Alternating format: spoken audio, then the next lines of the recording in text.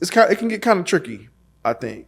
And then also you take yourself out of the running of charts, and I know big artists are big on charting and all these type of things. So what happens in that scenario? Well, I think the charts, right, and obviously those are two different types of artists. Right? That's based on streaming though, right? Not 100%. It's also based off of album sales, and how don't that equal like the album sales?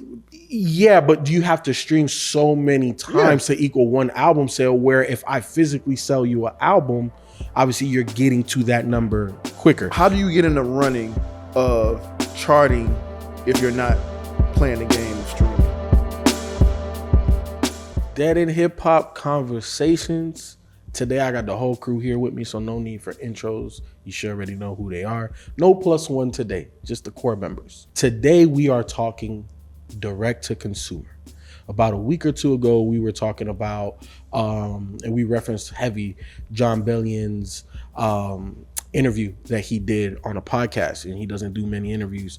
And he was talking about how he was getting no Vaseline by everybody he was signed to. And the DOJ, Department of Justice, if you don't know who the hell the DOJ is, was suing, or is currently suing, Roc Nation. Or Live Nation, I'm sorry, not Roc Nation, Live Nation, and their business practices and how they squeeze out competition, right? So in lieu of that, we were talking about how do we combat that, right? Not us, because we do not create music in that way. BZ does, he's a producer if you didn't know. You drop an album? Shit, man, we already put some shit out. What you know what I'm saying? Wait, but look, we take years. Hold on, I should have known. You know what I'm saying? You know what I'm saying? We take years. You know what I'm saying? And now one of us has, outside of Nowhere to Turn, we have not been an active participant. Now, we put shit together now. That's different. But either way, something that came up in the topic of conversation is how do we combat what's going on between streaming, between this, that, and the third. And the answer, to a degree, is direct to consumer. With that being said, Metro Boomin, being an extremely successful commercial hip hop producer, recently came out and said a fan needs to stream an artist's music 20 times a day for a whole year for an artist to make $25 from that fan. 20 times a day for 20 times. You have to stream an album 20 times a day for 365 days. An album. Mm-hmm. For that artist to make $25 off of that fan from streaming, which that is a lot, right? Like y'all could do the math. I ain't doing the math. I just know it's a whole lot of numbers. That being said, he said after this next album, he is considering removing or not placing future projects on any streaming platform. Now, Modest, I'm gonna go to you first, because I remember you were saying that direct to consumer may not necessarily be the answer. I said that. Yeah, because you said that, the ability to market and promote yourself through a streaming service makes the most amount of sense. No, I said that helps. I said, I didn't say it makes sense to make your own money. Like, that wouldn't make sense for me. If I said that, like, man, you might have mistaken what I was trying to say. It's your opportunity. No. I mean, I am all for direct to consumer. You know what I'm saying? I want you in lieu of streaming. So don't stream, but direct to consumer. You feel like that? What I was saying is, and also what I was bringing up is Makami. He didn't stream for a long time. You had to go find his shit or whatever, and he would sell his albums at certain prices. But now he does stream, and then he also was complaining when Spotify took his album off. So to me, that says that there is some benefit to streaming and for promotion purposes or whatever. Because he's not a big fan. I don't think he's a big fan of streaming, but he also understands that machine puts more eyes on other things that he has going on. So I don't think you should I don't know if I think you should take yourself all the way out off the table of streaming. Maybe find another way to promote your music or whatever. But yeah, I don't know. Like it can get kind of tricky, I think. And then also you take yourself out of the running of charts. And I know big artists are big on charting and all these type of things. So what happens in that scenario? Well, I think the charts, right, and obviously those are two different types of artists. Right? That's based on streaming though, right? Not 100%. It's also based off of album sales, and how don't that equal like the album sales? Yeah, but you have to stream so many times to equal one album sale, where if I physically sell you an album, obviously you're getting to that number quicker. How do you get in the running of charting if you're not playing the game of streaming? We haven't seen it yet because obviously everybody plays the game of streaming. Right. However, because the money is not there, the money is not correct. Right. Everybody is looking for alternatives. So I think, right now streaming is a necessity to become found, right? Like if you are a no-name person and you are, starting your music career, the easiest way for somebody to find you is to have your music on platforms, right? Because now it may recommend it.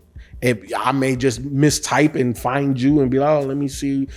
You know what I'm saying? There's a whole bunch of, or playlists. There's a whole bunch of different ways that you can get found that if you were solely direct to consumer as a new artist, you don't have a fan base. The only way that this works is if the biggest artists remove themselves from streaming. People like Metro Boomin, I don't think they're gonna care. Like, okay, whatever. You're Metro Boomin. You never charted anyway. Like, what do you mean? I'm sorry, Whoa. Not never charted. No. Whoa. Yeah, but he's just recently charted.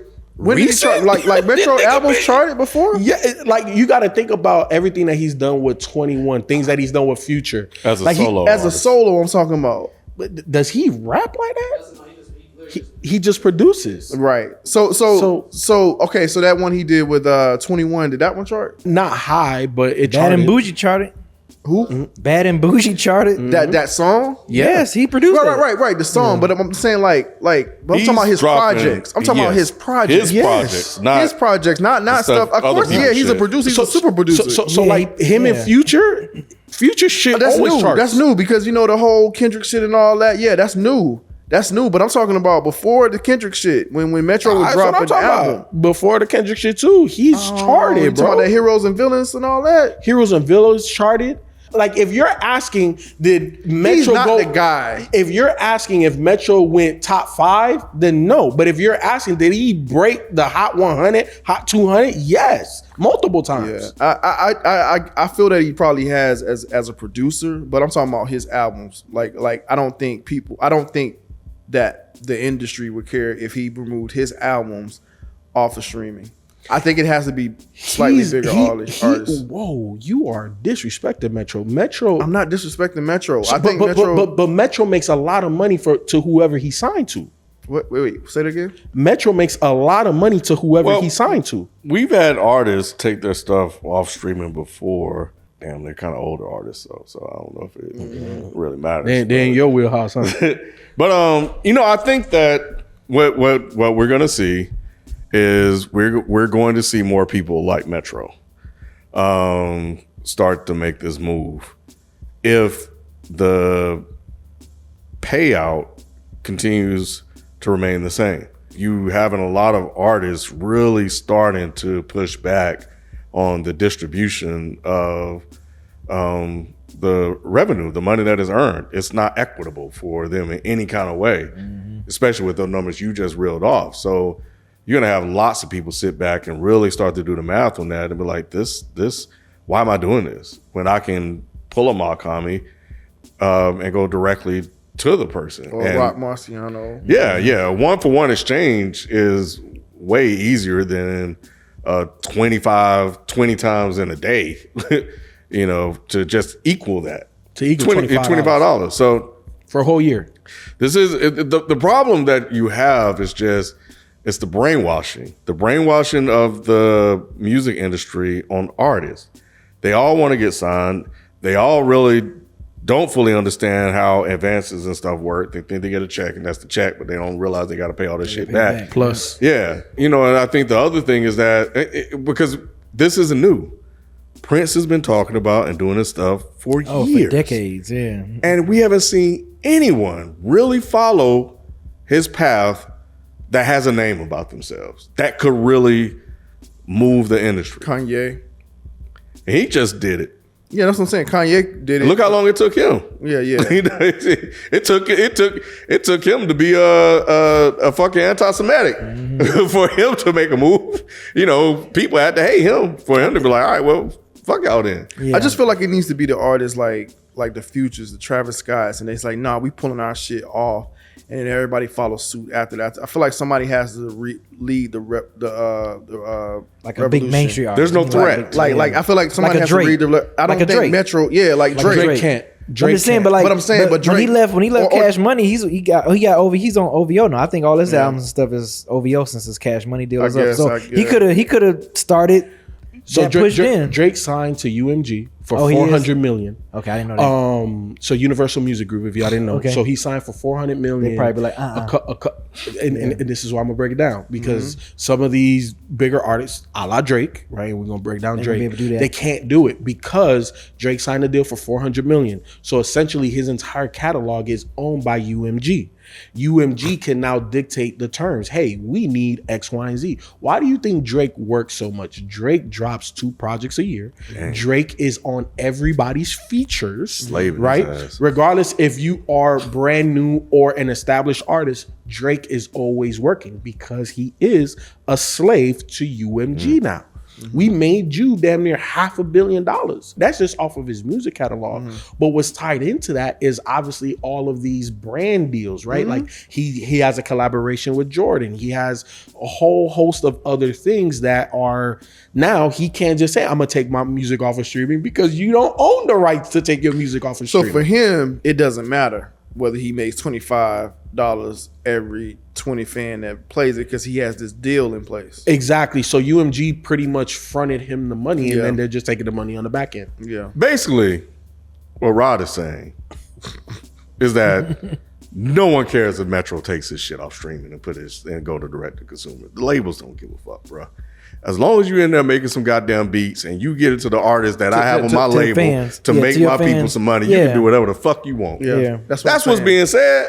That's what I'm saying, bro. Like I don't think he's not a Drake. No. I Yeah. don't disagree. Yeah. The reason why I wanted to bring up what Metro is saying, because obviously we talked about it, but also Metro is not a small artist, right? Like he's not Drake, right? But he's also not Joe Schmo down the block either. Metro has done numbers and he has charted. He's known in music. He's a super producer. He's a super producer.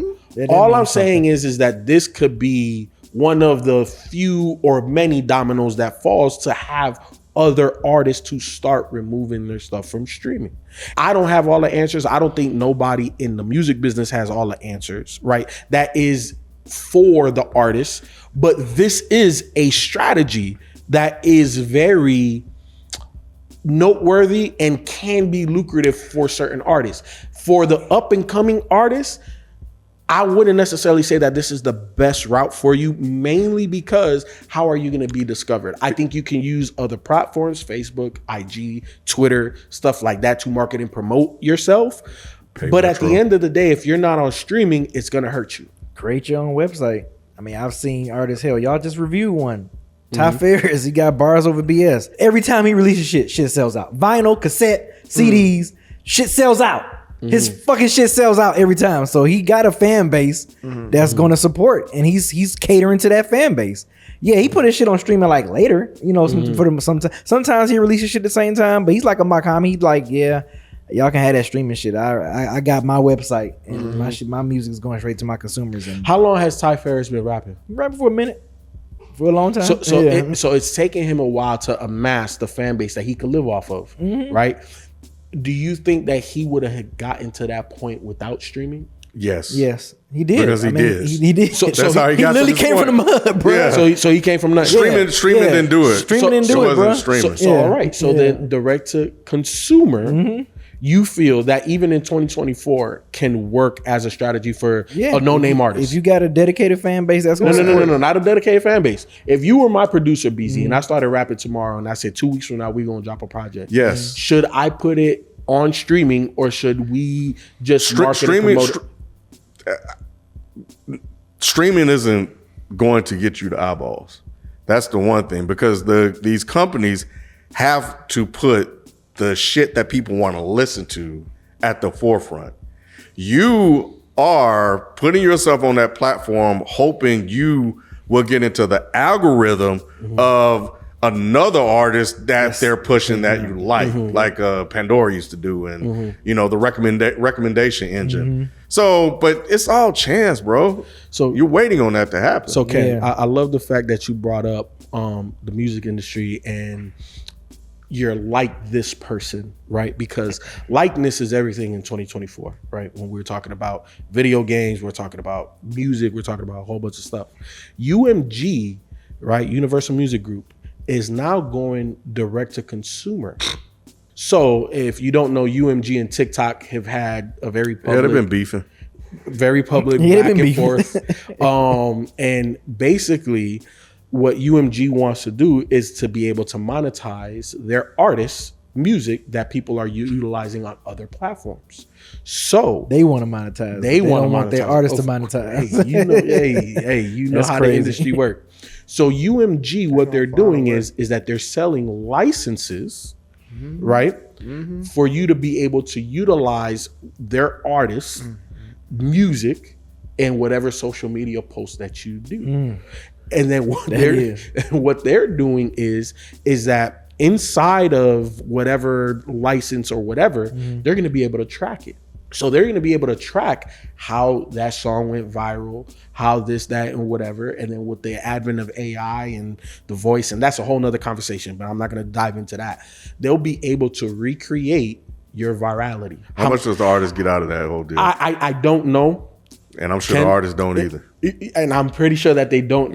They don't know. And I'm pretty sure it's not going to be a big number, because the license they're talking about, it could be like a one-time thing. It's going to be another streaming shit, bro. It is. It is. And that's the thing. Like it's kind of what Rod was saying, bro. They're always going to find a way. This is not streaming.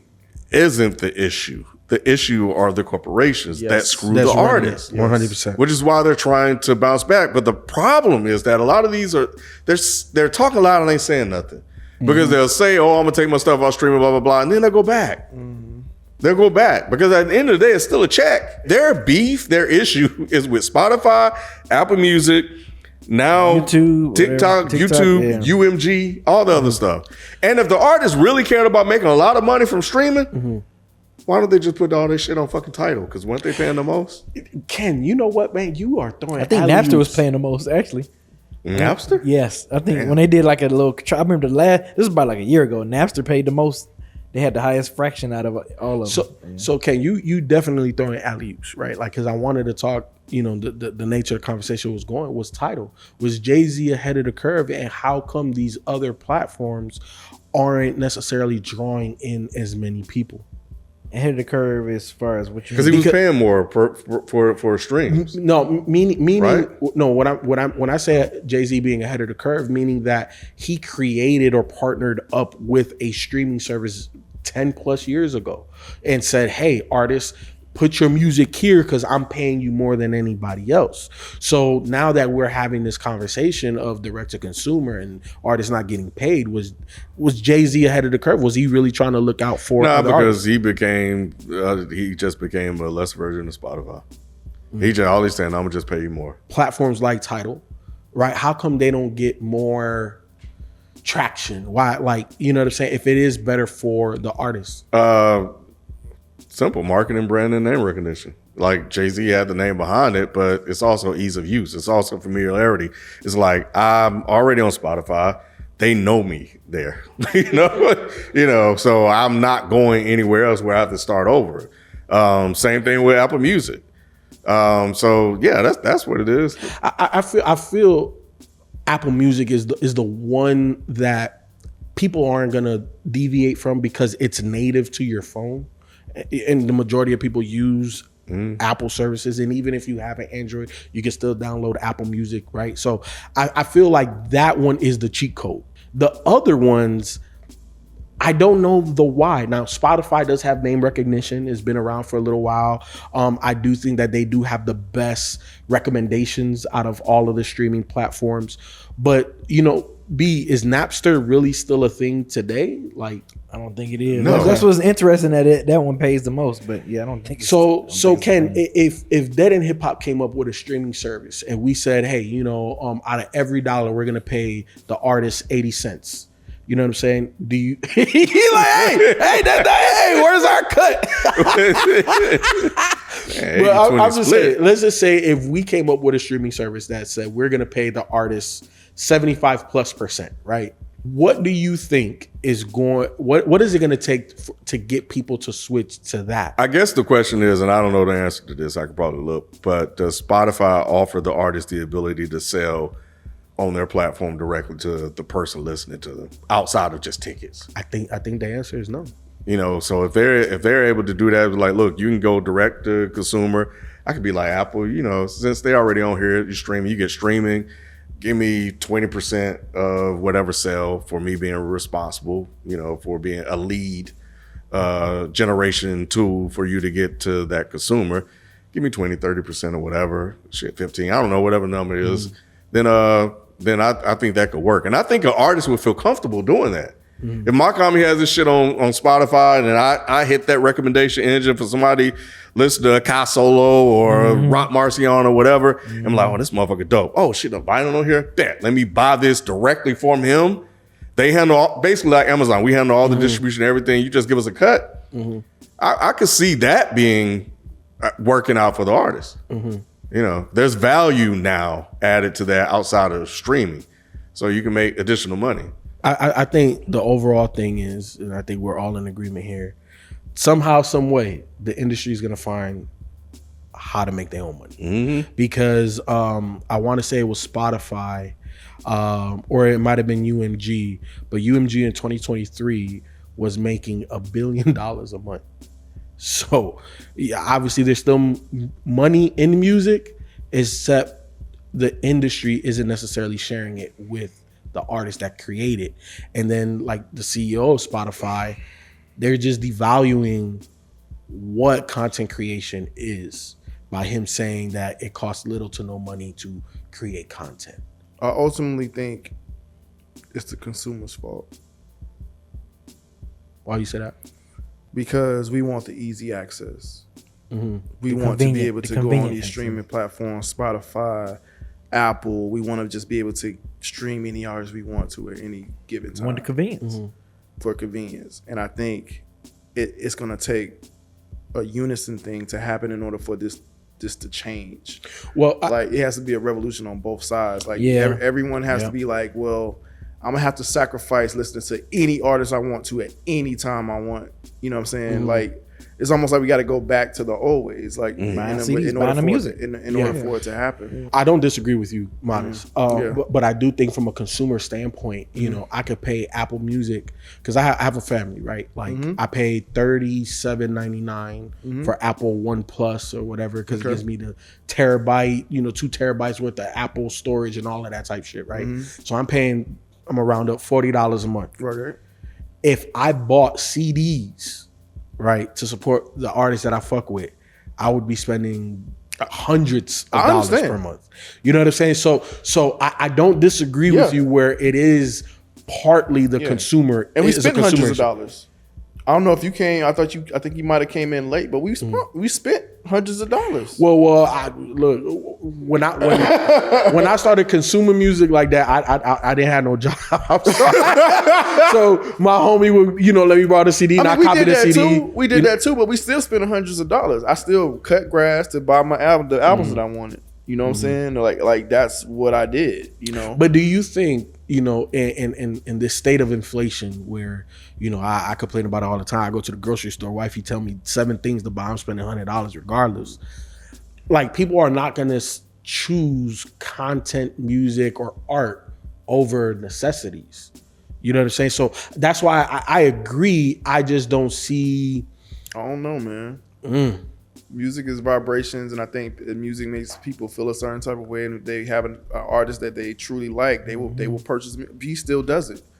because he buys vinyl and everything else. So yeah, if it's someone you really like or you really mess with, like you're gonna buy the music.